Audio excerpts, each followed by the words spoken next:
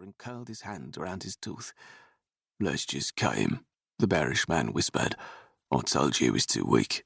We'll find another one." "We already paid the coin for this one," the other stranger spat. And then he turned to Percy. "Forget your damn tooth, or I'll break your bloody head," he growled as he yanked Percy up on his feet. "Get moving." And Percy knew he was supposed to be afraid. He knew they were going to hurt him and then kill him. But he didn't want to die. Even though when they killed him he'd get to go see Mama and Papa. But he was an Earl's son and had responsibilities that now fell to him.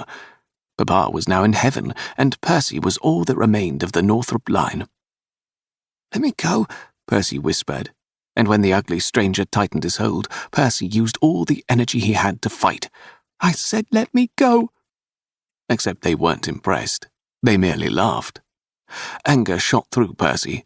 "Stop laughing at me," he yelled, and they only roared all the more. "Do you know who I am?" At last they stopped laughing, and then Percy wished they hadn't, because they'd gone all quiet, and the quiet was scarier than when they'd yelled. "Oh yeah, I know." He did. Percy's heart jumped. They knew him, which meant they'd free him, because they couldn't hurt an Earl's son. No one did. "You're the fucking King of England." Both men exchanged a look, and then, "Wah ha ha."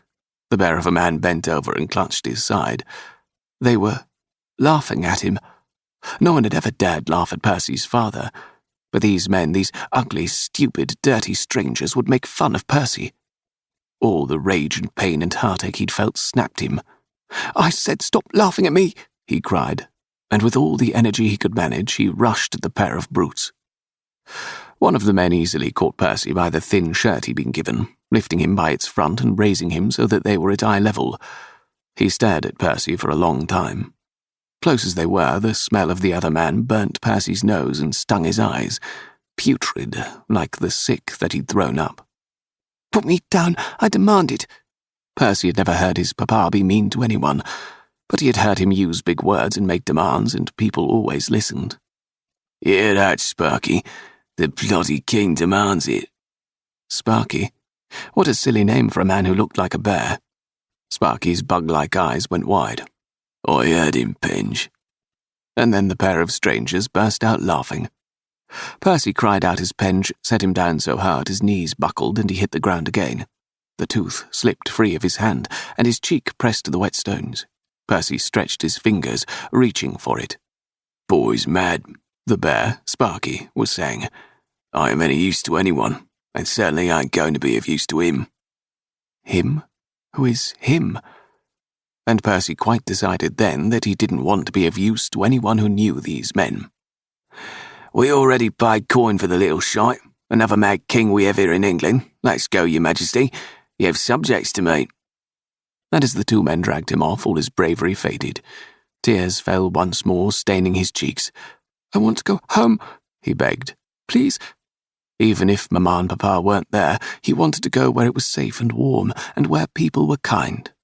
Penge cuffed him on the back of his head so hard that stars danced behind Percy's eyes. "Didn't you know, King?" "Know what?" he whispered, his voice trembling from both pain and fear. Sparky flashed a toothless grin, cold, empty, and missing all warmth. "This is your home now, your majesty. King of the sewers. Get used to it." Another surge of energy burst through Percy, and he didn't care that he'd been sick, or that his stomach turned like he was going to throw up. "This isn't my home. Do you hear me? This will never be my home." He kicked and twisted and fought the mean men. "Someone will save me." Only, Percy sobbed. Who would save him? There was no Mama or Papa any more. Penge slapped him across the face, rattling his teeth. "Get the bag," he ordered Sparky.